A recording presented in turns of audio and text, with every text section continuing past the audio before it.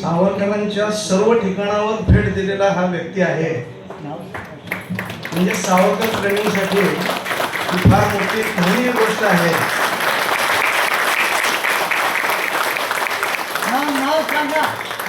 सुधाकर देशमुख आधीच सांगितले सर, सुधाकर देशमुख ते सुद्धा स्वतः इंजिनियर आहेत. आणि इंजिनियरचे असतेच आपण त्यांना इथे आता परत अजून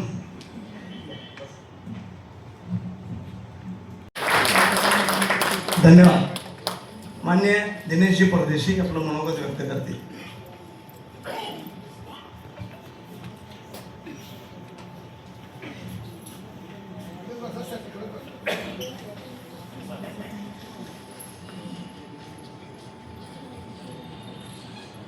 नमस्कार.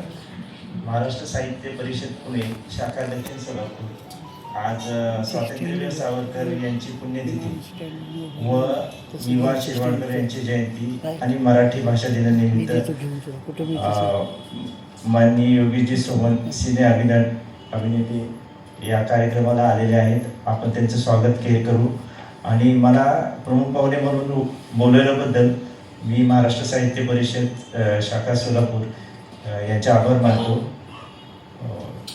आज असं आपण उत्सुक आहोत की सोमन साहेबांचं व्याख्यान आपल्याला प्रत्यक्ष ऐकायला मिळणार आहे. त्यामुळं मी जास्त वेळ घेत नाही आणि त्यांना कार्यक्रम सुरू करण्यासाठी सांगतो. त्यावेळेला विषय देऊन वक्तृत्व स्पर्धा असायची नाही. काही वेळेला मुक्त विचार मांडायचे. तुम्हाला हवा तो विषय, तुम्हाला आवडेल त्या विषयावरती तुम्ही भाषण करावं अशा पद्धतीचं होतं. आणि त्यावेळेला तात्यारावांनी माझा आवडता पेशवा या विषयात म्हणजे सर्वोत्तम पेशवाई मधल्या जे पेशवे झाले केवळ प्रकृती अस्वास्थ्यामुळे, प्रकृती स्वस्थ नसल्यामुळे रणांगणावरती ज्या पद्धतीचं शौर्य गाजवता यायला पाहिजे होतं तसं शौर्य थोरले माधवराव पेशवे दाखवू शकले नाही. तर त्यावेळची मराठेशाहीची परिस्थिती काय होती आणि कशा पद्धतीने संपूर्ण मराठा राजवट ही त्यांनी पुन्हा एकदा पानिपतचा दणका बसल्यानंतर आपल्या स्वतःच्या कुशल कारभार पुस्तकं ते वाचत होते. त्यावेळेला त्यांच्या घरामध्ये वरती माळ्यावरती अशी अनेक पुस्तकं धूळ खात पडलेली असायची. अण्णांनी त्यांच्या वडिलांनी ती वेळोवेळी कुठून गोळा केलेली ठेवलेली आणि ती पुस्तकं ते वाचायचे. तर त्यामध्ये जगाचा इतिहास लिहिलेला, तर त्याचा जो पहिला खंड नाही दुसरा खंड तिथं होता तो इंग्रजीमध्ये होता. आणि त्यावेळेला माझ्या मते तात्याराव इंग्रजी दुसरीत होते. म्हणजे आत्ताचं इयत्ता 7वी 5वी ही इंग्रजी पहिली धरायचे 5वी पासून, म्हणजे ती 7वीत होते, इंग्रजी 3रीत होते. आणि ते पुस्तक घेऊन खाली आले. ते कापडामध्ये गुंडाळलेलं असतं तशा पद्धतीने जुनं बाइंडिंग असलेली जुनी बाइंडिंगची पुस्तकं इथल्या कित्येक ज्येष्ठ नागरिकांना माहिती असते की फुल बाउंड पुस्तक असायचं ते. तर तसं जुनं बाइंड केलेलं पुस्तक होतं. आणि ते पुस्तक ते घेऊन आले आणि अण्णांना म्हणले, अण्णा तुम्ही मला आता हे रोज वाचून दाखवलं पाहिजे. ते म्हणले तुला इंग्रजी येतं की तू वाचायला? तर ते म्हणले नाही मी वाचायचा प्रयत्न केला पण सध्या मी जे शिकतोय ते आणि हे इंग्रजी हे खूप अवघड आहे. ते शेक्सपियर इंग्रजी सारखं होतं. अस्सल ब्रिटिश लेखकांनी लिहिलेला जगाचा इतिहास तो होता. आणि त्यामुळे तुम्ही वाचून दाखवा आणि तुम्ही आम्हाला रोज संध्याकाळी सांगत जा. म्हणजे अशा पद्धतीचे त्या घरामध्ये संस्कार होते. ययातीमध्ये असं म्हणतो की इतकी काय म्हणतो ज्याला आपण आदर्शवत मराठीची वाक्य रचना, व्याकरणिक वाक्य रचना किंवा नासी फडक्यांच्या बाबतीत सुद्धा आपण असं म्हणतो की व्याकरणिक वाक्य रचना, आदर्शवत वाक्य रचना. तशीच सावरकरांची, स्वातंत्र्यवीर विनायक दामोदर सावरकरांची मराठी संहितेची लिखाणाची जी वाक्य रचना होती ती अतिशय सुंदर होती. म्हणजे ज्यावेळेला आम्ही अभिवाचन करतो त्यावेळेला मी मध्ये एकदा जन्मठेप मधले काही प्रसंग त्यांनी लिहिलेलं माझी जन्मठेप हे जे पुस्तक आहे त्या जन्मठेप मधले काही प्रसंगांचं अभिवाचन करायचं किंवा त्या पुस्तकांच्या काही पानांचं अभिवाचन करायचं त्यावेळेला आणि ज्यावेळेला सराव करत होतो त्यावेळेला थाटात बोलायचं असं आपल्या बाबतीत नाही होता का. म्हणून ते वाचलं. ते वाचताना तोपर्यंत मला ही सवय लागली होती की पहिल्या पानापासून म्हणजे कॉपीराईट कोणाचं हे कोण आहे तिथपासून पुस्तक वाचायला सुरुवात करायची. आणि जे माझ्याकडनं राहून गेलं होतं ते पहिल्या काही पानांवरती सावरकरांनी या पुस्तक वाचण्याच्या बाबतीतली भावना स्वतःच लेखक म्हणून लिहून ठेवलेली आहे. ती अशी आहे की हे पुस्तक वाचताना जर तुम्हाला कंटाळा आला, हे पुस्तक वाचताना जर तुम्हाला नकोसं झालं तर फक्त हा विचार करा की 11 वर्ष यातलं आयुष्य जगताना आम्हाला काय झालं असेल, तिथं कानाला हात लावा, खरंच काय झालं असेल. आणि मग त्या जन्मटेप, या जन्मटेपची कथा आणि हे सांगायच्या आधी मी लंडनच्या या बातमीपत्रामध्ये, मराठीमध्ये बातमीपत्रांची भर घातलेली आहे. म्हणजे त्याच्यामध्ये सावरकरांनी ब्रिटिश संसदेमधल्या अर्थसंकल्पावर, आता सावरकरांच्या बाबतीत एक आक्षेप असाही घेतला होता, हे ते काय ते बॉम्ब गोळेवाले होते, नुसतं हातात शस्त्र घेतली आणि हे होते, नाही. त्यांचा अर्थशास्त्रावर अतिशय उत्तम अभ्यास होता आणि त्यांनी अनुभव म्हणजे प्रत्यक्ष ॲटली किंवा चर्चिल यांची भाषणं, यांच्यामधले वादविवाद हे ब्रिटिश संसदेमध्ये अधिवेशन चालू असताना खास पास काढून जाऊन बघितलेले होते, हे लक्षात ठेवा, अनुभवले होते. त्याची बातमीपत्र केसरीला पाठवलेली होती, ती छापली गेलेली आहे. लंडनची बातमीपत्र नावाचं एक 50-75-100 पानी पुस्तक आहे, त्याच्यामध्ये त्यांनी लिहिलेलं सगळं डॉक्युमेंटेड आहे आणि त्याच्यातलंही मराठी वाचा. म्हणजे ती बातमीपत्र म्हणून सुद्धा, कारण बातमीपत्र म्हणजे समोर काय पाहिलं याच्या बरोबरीने मला काय वाटलं हेही विश्लेषण असतं. मला नेहमी असं वाटतं की कुठल्याही बातमीदारांनी अशा पद्धतीने एखाद्या घटनेवरती, प्रसंगावरती, एखाद्या ऍक्सिडेंटवरती, आता असं झालं 2 जणांची धडक झाली, दोघांनी एकमेकांचा गळा पकडला, आजूबाजूची माणसं आली आणि हे केलं आणि मग पोलीस तिथे आले, त्यांनी त्याच्यामध्ये हस्तक्षेप केला, दोन्ही वाहनं बाजूला सारली आणि मग ट्रॅफिक जाम झालेला होता तो सुरळीत झाला वगैरे, या बातम्या झाल्या. ह्याच्यामध्ये काय विश्लेषण करणार, रोजच बघतो आपण.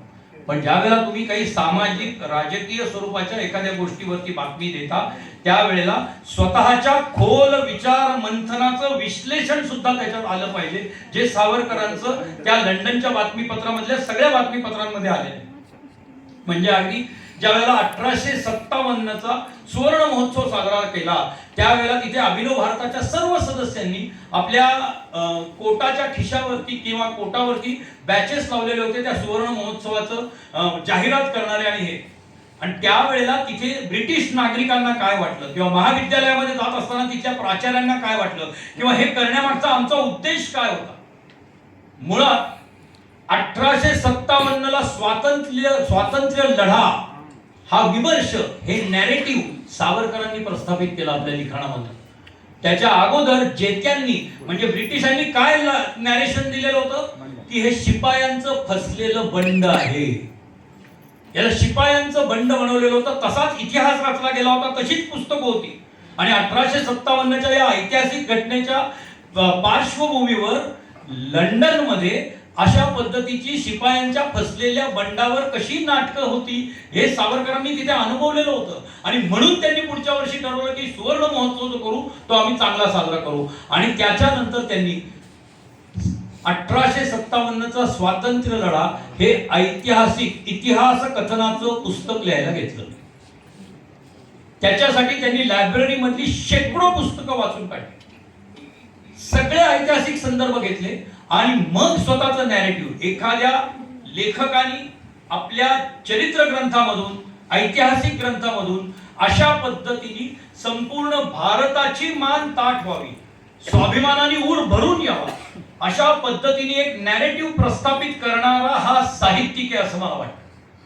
तो मुळमुळीत साहित्यिक नाही आहे, तो साहित्यिक असा आहे की ज्यांनी खरंच उरामध्ये, तुम्ही जेव्हा स्वातंत्र्य लढा वाचायला लागाल, झाशीची राणी, तात्या टोपे, नानासाहेब पेशवे, बहादूर शाह, या सगळ्यांची त्याच्यातले चॅप्टर्स वाचायला लागाल, त्यावेळेला कळेल की एखादा विषय डोक्यात घेऊन अभ्यास करून संबंध ऐतिहासिक घटनेला पलटून टाकणं, त्याचं नॅरेटिव्ह बदलून टाकणं, की ज्याला शिपायांचं बंड म्हणत होते तर यांच्या लिखाणामधून असं नाही, तो स्वातंत्र्य लढा आहे. आणि त्यानंतर आपण सगळे आज 1857ला स्वातंत्र्य लढा म्हणायला लागलो, न की शिपायांचं फसलेलं बंड.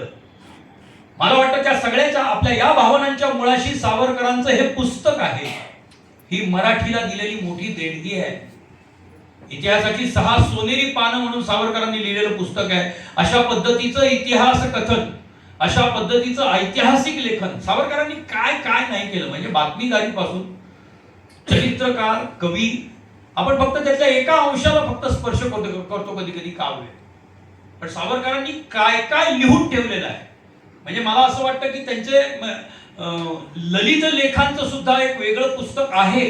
ते पुस्तक वाचल्यानंतर कळतं आपल्याला की ललित लेखन म्हणजे काय, सावरकरांचं ललित. आणि या सगळ्याच्या मागे एक ठोस राजकीय, सामाजिक विचार वेळोवेळी प्रकट झालेला आहे आणि तो त्यांनी कुठेही लपवून ठेवलेला नाही. साहित्यासाठी साहित्य, कलेसाठी कला वगैरे हे असतं. म्हणजे मला कुठेतरी असं वाटतं की आपण कधी कधी असं, मी खूप काही वेळा निराश होतो, कारण आपल्याला असं होतं ना, आपल्याला कुठं कधी पुरस्कार नाही मिळाले, 4 जणांच्या याच्यामध्ये आपण नॉमिनेट असलो आणि आपल्याला नाही मिळालं, तर एक रंगकर्मी म्हणून, एक चित्रपटकर्ता म्हणून, एक नाट्यकर्ता म्हणून आपल्याला कधी कधी निराशा येऊ शकते की आपल्याला का बघून आवडलं जातं. मग आपले 4 सुट्टी सांगतात, अरे तू ते सावरकरांबरोबर वगैरे बोलतोस ना, त्यामुळे ते थोडं हे होतं असं, तुझे ते विचार थोडे ते नमस्ते सदा वत्सले त्यामुळे गडबड होते. आता तशी परिस्थिती नाही, पण तरी जवळजवळ 38 वर्षामधली 30 वर्ष मी हा अनुभव घेतलेला आहे. 38 वर्ष म्हणजे माझ्या कला क्षेत्रातल्या वाटचालीचा. त्यावेळेला जेव्हा मनामध्ये येतं त्यावेळेला मी आता विचार करतो की उगीच आपण तेव्हा निराश व्हायचो. हे होणार होतं, यांना काय झालं, यांच्यावरती केवढं आलं बालंट नंतर. म्हणजे ज्या वेळेला त्यांच्या विचारांनी, त्यांच्या वक्तृत्वानी, त्यांच्या लिखाणामधनं अभिनव भारतासारखी एक असं क्रांतिकारी नेटवर्क युरोपमध्ये आणि भारतामध्ये इतकं ऍक्टिव्ह झालं. म्हणजे आपण नीट वाचायला लागलं तर खरोखरी 1857 सारखा मोठा उठाव करण्याचा अभिनव भारताचा नक्की प्लॅन होता. ते कुठेही लिखित स्वरूपात नाही. आणि सावरकर हे इतके हाडाचे क्रांतिकारक होते की त्यांनी कित्येक गोष्टी या दडवून ठेवल्या, शेवटपर्यंत दडवून ठेवल्या. म्हणजे धनंजय कीर ज्या वेळेला त्यांचं चरित्र लिहित होते, म्हणजे चरित्र नायक तेव्हा जिवंत होता, म्हणजे स्वतः सावरकर तेव्हा जिवंत होते. अनेकदा त्यांच्या बैठका व्हायच्या, त्यावेळेला कित्येकदा त्यांनी सांगितलं, म्हणजे त्यांचे जे हे 2 मित्र आहेत, शिष्टाचारी आणि दुसरे, ही त्यांना दिलेली टोपण नावं आहेत. ही नावं त्यांनी शेवटपर्यंत उद्धृत केली नाहीत. खरी नावं कुठली होती हे सांगितलं नाही, कारण त्यांनी त्यांना शब्द दिलेला होता की मी तुमची नावं खरी कधीही सांगणार नाही, कारण तुम्ही असं म्हटलेलं आहे की अभिनव भारत कार्य आम्ही करू पण आमची नावं कुठेही येता कामा नये. केशवानंद आणि शिष्टाचारी ही नावं ही टोपण नावं आहे, ही खरी नावच नाहीये. तर अशा पद्धतीचा हाडाचा क्रांतिकारक कित्येक डॉक्युमेंट्स यांनी मनामध्येच ठेवलेलं होतं. त्या डॉक्युमेंट्स उतरवल्या असत्या, त्या डॉक्युमेंट्स माझी जन्मटेप सारख्या जर लिहून काढल्या असत्या तर क्रांतीचा एक केवढा मोठा ऐवज आपल्याला मिळाला असता की जो आज आपण वाचून धन्य झालो असतो की काय माणसं देशाचं स्वातंत्र्य प्राप्त करण्यासाठी त्यावेळेला काम करत होती, किती काम करत होती. तर अशा सावरकरांना ज्या वेळेला म्हणजे काय वेदनेमधून, जेव्हा असं म्हणतो आपण की वेदनेमधून काव्य उमटतं, वेदने म्हणून शब्द उमटतात. कुठल्याही शाश्वत प्रसिद्ध कवितेच्या मागे त्या कवीच्या उरातली वेदना असते, पण तरीही त्यावेळेला ते एक देशगीत म्हणून प्रसिद्ध होतं. ते म्हणजे ने मजसी ने परत मातृभूमीला. पुन्हा एकदा चाल अप्रतिम आहे. आपल्याकडे फार गोंधळ होतो, आपण ना चालच गुणगुणायला लागतो, शब्दांना लक्ष देतो. चाल सुंदरच आहे, पण शब्द, कारण ते शब्द म्हणताना आणि ते शब्द त्या वृत्तामध्ये म्हणताना, म्हणजे जर प्रोज काव्य तुम्ही म्हणायला लागलात तर त्याचं वृत्त काय आहे हेच कळायला पहिला वेळ लागतो की हे म्हणायचं कसं बाबा. अशा पद्धतीचं वृत्त असलेलं, त्याच्या मागची भावना काय होती. तर प्रभाकर नावाचा त्यांचा मुलगा देवीच्या साथीमध्ये गेला होता, अशी तार आली होती. सगळे सहकारी तुरुंगवासात होते. बाबारावांना 25 वर्षाची शिक्षा झालेली होती, काळ्या पाण्याची, अंदमानला धाडण्यात आलेलं होतं. घराला जप्ती आलेली होती, सील ठोकलेलं होतं. संपूर्ण सावरकर कुटुंब परागंदा झाल्यासारखं होतं. नाशिकच्या स्मशानाच्या जवळच्या एका देवळामध्ये येसूवहिनी राहत होती, बाळ राहत होता. आणि कधीतरी कोणी शिधा आणून दिला, हे दिला, तर त्या पद्धतीने घरामध्ये चूल पेटत होती. अशी परिस्थिती. हे सगळ्या बातम्या ब्रायटनला ब्रॉन्कायटिसचा त्रास झाल्यानंतर हवा पालटासाठी म्हणून राहत असलेल्या सावरकरांना कळत होत्या. आणि तिथल्या किनाऱ्यावरती ते बसलेले असताना, सहज गुणगुणताना, येणाऱ्या जाणाऱ्या लाटांकडे पाहताना त्या कवीच्या मनामध्ये आलं, ने मजसी ने परत मातृभूमीला सागरा प्राण तळमळला. हे रचत असताना, हे गुणगुणत असताना निरंजन पाल म्हणजे बिपिनचंद्र पालांचे चिरंजीव हे त्यांच्या सोबत होते. आणि काय गुणगुणतोय तात्या. आणि मग वाहत्या अश्रू, हे त्या निरंजन पालांनी लिहिलेलं वर्णन आहे की डोळ्यातून झरझर वाहणाऱ्या पाण्याच्या सोबत तात्याच्या मुखातून, विनायकच्या मुखातून हे शब्द सुमन बाहेर पडायला लागली आणि हे काव्य आलं. या काव्यामागची खरी भूमिका म्हणजे देवीच्या साथीने प्रभाकर गेला, पण ज्या वेळेला प्रभाकरला म्हणजे प्रभाकरचा निरोप घेत असताना माई ते आणि प्रभाकर त्यांच्या मांडीवर असा एकांत ज्या वेळेला होता आणि तिघच जण होते त्यावेळेला त्या माईला तात्या चुकून म्हणून गेलेले होते, बरं का याला देवीची काय लस टोचो अन्यथा देवीच त्याला घेऊन जाईल, आणि तसंच झालं. याचा त्या पित्याला केवढा त्रास झाला असेल, आणि त्या त्रासातून जर काय आलं की ते जे आज तुम्ही आम्ही सगळे गुणगुणतो म्हणताना त्याला दाद देतो. मग कुणीही नवोदित गायक गात असला तरीही आपण, आणि ते सगळं करावं. कशी गंमत आहे, माझ्या बाबतीत असं होतं, तुमच्या बाबतीत होतं की नाही मला माहित नाही. आपण ती चाल ऐकत असताना, ने मजसी ने परत मातृभूमीला हे गाणं ऐकत असताना आपल्या मनामध्ये सावरकरांचा अख्खा इतिहास येतो.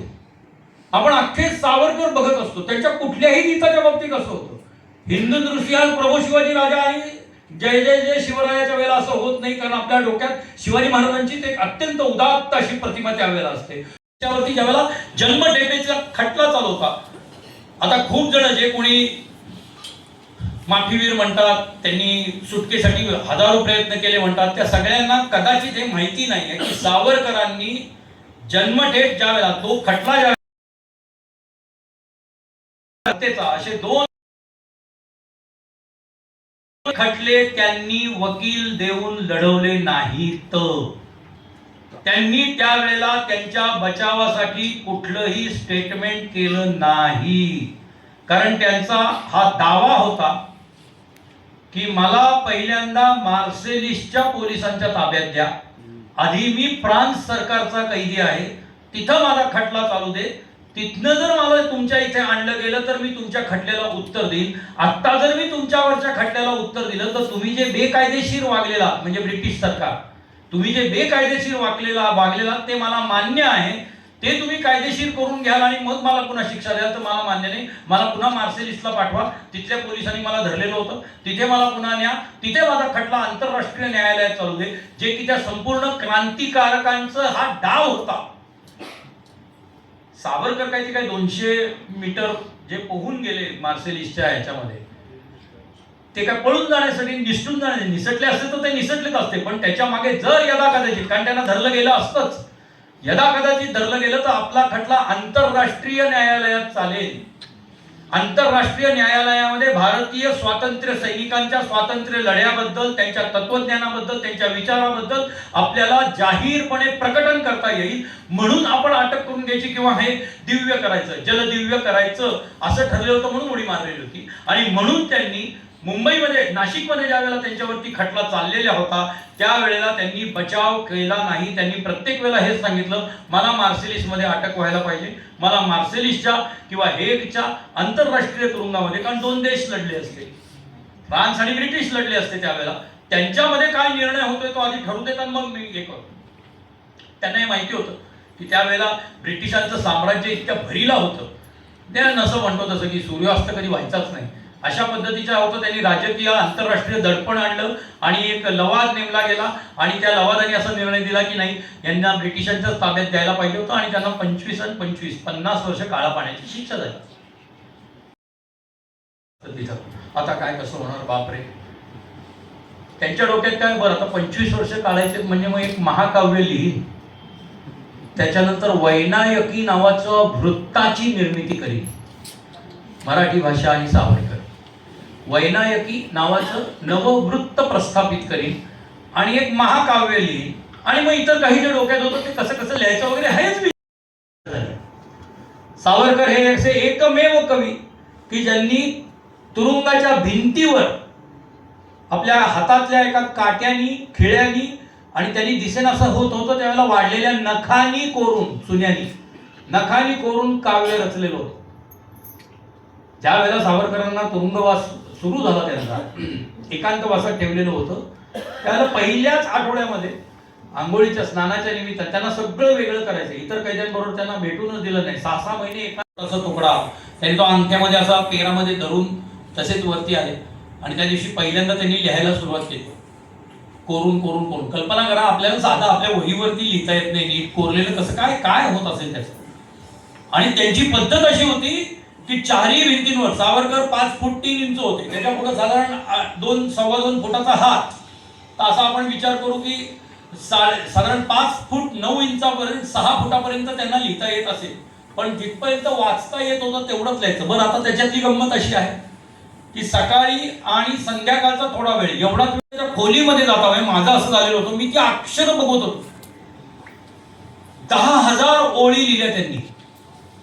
10,000 म्हणजे अशा फुलस्केप सारख्या तर नाही, त्या अशा अख्ख्याच्या अख्ख्या 6 फूट बाय 10 फुटाची ती खोली आहे साधारण. ते एक हे करून मध्ये काहीतरी फुलस्टॉप असेल, मग पुढचं लिहिलेलं असेल, काय ती कशी लिहिण्याची पद्धत असेल, कशी त्यांनी पानं केली असतील, काय केलं असेल. आणि तेही काट्याने वर तो साधा तुरुंगाच्या कैद्यांसाठी केलेला चुनकळीचा गिलावा असणार आहे. कधीतरी अख्खाच्या अख्खा लिहिता लिहिता पापुद्रा पण पडला असणार आहे. मग तिथल्या अक्षरांचं काय करायचं. ते थोडी आता सावरकर लिहिणार आहे बरं का, छान जरा करूया, छान मस्त सुवाच्या अक्षरात, मग पुन्हा दुसरा एक कैदी येतोय, पुन्हा त्यांना मदत करतो, असं थोडी. कैदी गळ्यामध्ये 50 वर्ष शिक्षेचा बिल्ला अडकवलेला कैदी, अशा 10,000 ओळी त्या सुद्धा कशा लिहिल्या गेल्या. तिथं अशी पद्धत आहे, साधारण 6 महिन्यानंतर 6 का 8 महिन्यानंतर ढेकणं, जळवा, पिसवा, उवा असे जे किडे असायचे त्याचा खूप प्रादुर्भाव तुरुंगामध्ये व्हायचा. आपल्याही घरामध्ये माहिती की एखादा ढेकून दिसलं की आपल्याला कल्पना येते की साधारण गादी 8 ते 10 दिवसात भरलेली असायची. त्या गादी अशा पद्धतीच्या याच्यामध्ये त्यांच्याकडचा एकच उपाय असायचा, ते म्हणजे त्या भिंतीला नवा चुन्याचा रंग द्यायचे, अख्खा सगळ्या भिंतीला. तर ज्यावेळेला पहिल्यांदा ते लिहायला लागले त्यावेळेला काही दिवसानंतर तो शेजारचा एक कैदी होता, ज्याला माहिती होतं सावरकरांचं गुप्तहेर खातं फार मस्त असायचं. त्यांचा एक वॉर्डन आला आणि तो म्हणला, बडे बाबू तुम्ही लिहिता, त्याचा काय आता उपयोग नाही. तर तात्या म्हणले, का म्हणजे काय कळलं का काय बालीला. तर ते म्हणले, नाही आता काय तुमच्या मजल्यावरती ते आता नवा चुना मारायची हे झाली ना, तर नवा आता चुना मारला जाणार आहे आणि आता हे सगळं पुसलं जाणार आहे. ते म्हणजे कुठपर्यंत आहे. ते म्हणजे नाही, पहिल्या कोठडीमध्ये चालू आहे, तुमच्यापर्यंत यायला 8 दिवस लागतील म्हणले. ते म्हणजे बरं, 8 दिवसात 4ही भिंतींवर लिहिलेलं सगळं तोंडपाठ करून टाकलं माणसाने. ते म्हणले, हा माझ्यासाठी इष्टापत्ती होती. ते जन्मठेपमध्ये लिहिलेलं आहे, माझ्यासाठी इष्टापत्ती होती, माझ्यासाठी 4 पानांचं नवीन वही तयार झाली होती. अशा म्हणजे जगातला हा एकमेव साहित्यिक आहे की अशा 10,000 ओळी त्यांनी तोंडपाठ करून ठेवल्या होत्या. म्हणजे 1911 ते 1914-15 का त्याच्यानंतर त्यांना वही आणि पेन्सिल वापरायची परवानगी मिळालेली होती. या सगळ्याच्या सगळ्या ओळी अत्यंत पद्धतशीरपणे नंतर त्यांनी लिहून काढल्या. आणि माझी जन्मठेपची टिपणं जी त्यांनी तेव्हा काढलेली होती ती नंतर स्थानपद्धतीत असताना त्यांनी लिहून काढलेली होती. म्हणजे याची कंपॅरिझन मी करतो, मंडालेला ज्या वेळेला लोकमान्य टिळकांना त्यांनी काळं पाण्याची शिक्षा झालेली होती आणि त्यांनी गीता रहस्य नावाचा अद्भुत ग्रंथाची निर्मिती केली. आणि त्यांच्या त्या वह्या, बऱ्याच वह्या होत्या. त्यांची काहीतरी 18 महिन्याआधी त्यांची सुटका झाली आणि त्यांना एका रात्री अत्यंत गुप्त पद्धतीने केसरीवाड्याच्या समोर गाडीतनं आणून सोडलं आणि गाडी निघून गेली. आणि मग नंतर त्या वह्यानंतर येतील त्यांनी आवेदनं धाडली, कारण त्याच्या काय लिहिलेलं आहे त्याच्या शब्दावरती ज्यांना कुणाला मराठी येत असेल, इंग्रजी येत असेल, याचा शब्दांचा आणि शब्दार्थांचा कीस पाडला. आणि तरीही त्यानं तेव्हा दादासाहेब खापर्डेंनी त्यांना विचारलं, अहो हे एवढं तुम्ही लिखाण करून ठेवलेलं. कर्मयोगावरती त्यांनी भाष्य केलं होतं. गीता रहस्यामध्ये कर्मयोगावरती भाष्य केलेलं आहे, अद्भुत ग्रंथ आहे. तर त्यावेळेला लोकमान्य टिळक म्हटले की बघू अजून वाट पाहू काही दिवसांनी, नाही तर इथं सगळं आहे, सगळं पुन्हा लिहून काढू. म्हणजे 21 अपेक्षित वाचून 10वी 12वी सेकंड इयरच्या परीक्षा देणारे आपण, ते सुद्धा शेवटच्या क्षणावर वडील पुढे गाडी चालवत असतात, मागच्या बाजूला उलट बसून वह्या वाचणारी मुलं आपण. काय 15-20 वह्यांमध्ये पेन्सिलीने लिहून ठेवलेले गीता रहस्याची टिपणं जशीच्या तशी डोक्यात आहे, पुन्हा लिहून काढू म्हणणारे लोकमान्य टिळक. 10,000 ओळी अख्ख्या तोंडपाठ केलेल्या. त्यांची एक पद्धत होती की ते काय म्हणायचं की एकदा मी हे खूप छान वर्णन त्यांनी लिहून ठेवलेले. म्हणून म्हणलं ना की काही वेळेला आपल्याला काही वेगळीच प्रेरणा मिळते की ते एकदा म्हणायचं की मी जे पहिलं लिहायला सुरुवात केलेली होती ते जे पाठ केलेलं आहे त्याच्यामध्ये माझे 3 दिवस जायचे. अख्खं ते वेगवेगळ्या छिलका कुटताना असेल, कोलू पिसताना माणूस जगणार कसा. तर ते म्हणले की या 10,000 ओळी शेवटच्या वर्षभर पाठ करत ठेवणं हा माझ्या जगण्याचा एक मोठा हे होता, माझा टाइमपास होता. हे का की आपल्या शब्दात जर विचार केला तर माझा टाइमपास होता की ते पुन्हा पुन्हा आठवत राहायचं. अशा पद्धतीचा हा एकमेव साहित्यिक आहे. याच्या पुढचं हा असा एकमेव कवी आहे जो तुरुंगात असताना त्याच्या नावे निनावी, त्याचं नाव नव्हतं लिहिलं गेलेलं, 15 कवितांचं पुस्तक छापलं गेलं जेव्हा ते जन्मठेप भोगत होते. काय केलं सावरकरांनी? भाई परमानंद नावाचा एक जन्मठेपेचा कैदी जो हिंदी भाषिक होता तो त्यांच्या शेजारच्या कोठडीमध्ये आला आणि त्यांना कळलं की 6 महिन्यामध्ये याची सुटका होणार आहे. त्यावेळेला त्याला मराठी बोलायला शिकवलं, स्वतःच्या कविता पाठ करायला लावल्या. अशा 15 कविता त्यांनी पाठ केल्या आणि त्यांनी सांगितलं आता तू कलकत्त्याला गेलास की तिथल्या कुठल्याही वर्तमानपत्राच्या संपादकाला गाठ, बाळला म्हणजे नारायणरावांशी संपर्क साध आणि त्या जसं गेल्या पहिलं कुठलीही दुसरी भाषा बोलू नको, पहिलं जे दिलेलं पाठ केलेलं ते पहिलं भरा उतरून काढ, ते त्यांना सांग. मग त्याच्याप्रमाणे आणि मग या नाव नसलेल्या कवीचा काव्य संग्रह कवी तुरुंगामध्ये 50 वर्षाच्या काळं पाण्याची शिक्षा भोगत असताना छापला गेलेला होता. हे अद्भुत आहे, हे अद्भुत आहे. स्थानबद्धतेत असताना सावरकरांनी हिंदुत्व सारखा ग्रंथ जो इंग्रजीमध्ये लिहिला, ज्यावेळेला त्यांना ज्या पद्धतीचं धर्मांतरण, ज्या पद्धतीचं वाटवणं, सक्तीचं धर्मांतरण हे तुरुंगामध्ये होत होतं आणि ज्या वेळेला हिंदुत्वाचा नक्की अर्थ काय पद्धतीने हे असेल, मला माझं हिंदुत्व काय आहे, या देशाचं हिंदू राष्ट्र म्हणजे काय, आणि मग तो हिंदुत्वाच्या पहिली काही टाचणं ही त्यांनी तुरुंगामध्ये, मी म्हणलो तसं भिंतीवर नाही पण नंतर त्यांना जे मिळालेली वही आणि पेन्सिल होती त्याच्यावरती लिहिलं होतं. एका कवितेच्या याच्या बाबतीतली गंमत सांगतो. ज्या वेळेला पहिल्यांदा त्यांची आणि बाबारावांची तुरुंगात 6 महिन्यानंतर गाठ झाली, 6 महिने दोघंही एकमेकांना बाबारावांना तर माहीतच नव्हतं तात्या तुरुंगात आलाय आणि आपल्यापेक्षा आणखी 25 वर्ष जास्त शिक्षा त्याला झालेली आहे. पण ज्यावेळेला ते समोरासमोर आले आणि तो गळ्यामध्ये बिल्ला असायचा, त्याच्यामध्ये अटक केलेला म्हणजे तुरुंगात आलेला आणि तुरुंगातून सुटण्याची तारीख कोरलेली असायची. ते दोघं जण एका जिन्याच्या खाली भेटले. त्या जिन्याच्या खाली भेटल्यानंतर म्हणजे बाबारावांना तर विश्वासच बसेना, कारण त्यांना तर ब्रह्मांड कोसळलं. तात्या इथे कसा, तू इथे कसा, हा एकमेव प्रश्न संबंध त्या भेटीमध्ये काय 1 मिनिटाची भेट असेल. सिनेमामध्ये 3.5-4 मिनिटाचा सीन दाखवला असणार आहे पण शेवटी अहो काळं पाणी भोगत होते ते. आणि ते हे होते तर त्यांना ज्या वेळेला म्हणजे एक कवीच कशी समजूत काढू शकतो त्यांना कळे ना, मी माझ्या बाबाची समजूत कशी काढू. आणि मग त्यांनी तिथल्या एका वॉर्डरला सांगितलं मला एक कागदाचा चिटोरा आणि पेन्सिल मिळेल का. त्यावेळेची एक पद्धत होती की पेरभर पेन्सिल असायची, पेरभर, आणि ती पेरभर पेन्सिलीला अख्खं गुंडाळलं जाईल असं एवढंच बोटभर कागदाचा चिटोरा गुंडाळलेला असायचा आणि तो हलूच एक शिट्टी मारून किंवा लोखंडी कठड्यावरती टॅप करून, काठीने टॅप करून तो आत सरकवला जायचा. आता या एवढ्याच याच्यावर काय पत्र लिहिणार हो, बाबा काळजी करू नकोस, बाबा हे करून काय लिहिणार, काय मायना काय करायचा. कवितेची ओळ लिहिली, सारथी जिचा कृष्णजी आणि राम सारथी, अशी कोटी कोटी सेना ती आम्हा विण थांबेना, तुझ्या माझ्यासाठी देश कार्य जे चालू आहे आपल्या प्रेरणेनं ते थांबणार नाहीये. या एवढ्याशा बोटभर याच्यामध्ये एक कवीच फक्त संपूर्ण आपली भावना आणि व्यक्त करू शकतो असं मला वाटतं. तर अशा पद्धतीचं ज्या वेळेला मराठी आणि स्वातंत्र्यवीर सावरकर हा ज्या वेळेला विषय माझ्याकडे येतो, मी आता उत्तरार्धाकडे येणार आहे, याच्या वेळेला ज्या वेळेला मी काय घेतो सावरकरांकडनं किंवा सावरकरांना मी काय जाणतो, त्यांच्याच आयुष्यातला एक प्रसंग सांगणार आहे तो मी माझ्या नाटकाच्या ह्याच्यामधनं सुद्धा नेहमी करतो आणि तो घेतो की संपूर्ण सावरकरांच्या आयुष्याचं सार काय असावं. सावरकर स्वतःच्या मोठ्या त्यांच्या ग्रंथ सांभारामधलं असं काय घेऊन आयुष्यभर जगले आणि राष्ट्रासाठी खपले, राष्ट्रासाठी झिजले असतील. तर ज्या वेळेला त्यांची सेल्युलर जेलमधनं सुटका झाली त्यावेळेला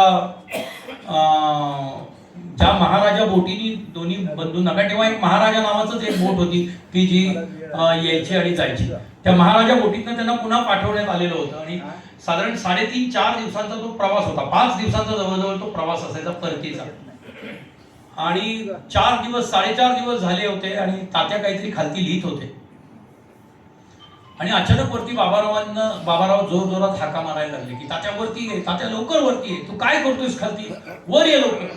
काय यांना कळलं काय झालं एवढं बाबारावांना, काय म्हणजे कुठल्या शिपायांनी पुन्हा धरलं, काय झालं का अर्धशिशीचा त्रास पुन्हा सुरू झाला, कारण बाबारावांना भयंकर अर्धशिशीचा त्रास होत होता. तर त्यावेळेला काय झालं म्हणून ते तरा वरती आले. तर ते डेकवरती एकदम त्या रेलिंगला उभं राहून समोर बघत होते, एकदम स्तब्ध झाले होते. तात्या त्यांच्या शेजारी गेले, त्यामुळे काय झालं बाबा, काय एवढे हाका मारतोयस? तर त्यांनी फक्त बोट केलं, समोर बघ म्हणले. आणि तात्याने किलकिलं, तेव्हा चष्मा होता त्यांना, त्यामुळे त्यांनी किलकिले डोळे करून उन्हाची तिरी पिऊन येऊन बघितलं आणि टचकन त्यांच्या डोळ्यात पाणी आलं. आणि त्यांनी असं लिहिलेलं आहे की माझ्या मातृभूमीचं दर्शन होतं. ते खूप दूर अशी एक तांबूस रेषा दिसत होती, ते माझ्या मातृभूमीचं दर्शन होतं. तुझं साठी मरण ते जनन, तुझं वीण जनन ते मरण. या 2 ओळी म्हणजे संपूर्ण स्वातंत्र्यवीर सावरकरांचं लिखाण, स्वातंत्र्यवीर सावरकरांचं क्रांतिकार्य, स्वातंत्र्यवीर सावरकरांचं तत्वज्ञान, स्वातंत्र्यवीर सावरकरांचं वक्तृत्व, सावरकरांचं देशकार्य, हे सगळं सगळं सगळं फक्त या 2 ओळीत आहे. असं असामान्य व्यक्तिमत्व मराठी भाषेला प्राप्त झालं आणि त्यांनी मराठी भाषेमध्ये मोलाची भर घातली नव्हे, मराठी साहित्याला, मराठी काव्याला, मराठी चरित्र लेखनाला, मराठी इतिहास लेखनाला एक वेगळी दिशा देणारा असा हा साहित्यिक, असा हा क्रांतिकारक. त्याला मुजरा करतो, अभिवादन करतो, दंडवत घालतो आणि माझ्या बोलण्याला विराम देतो.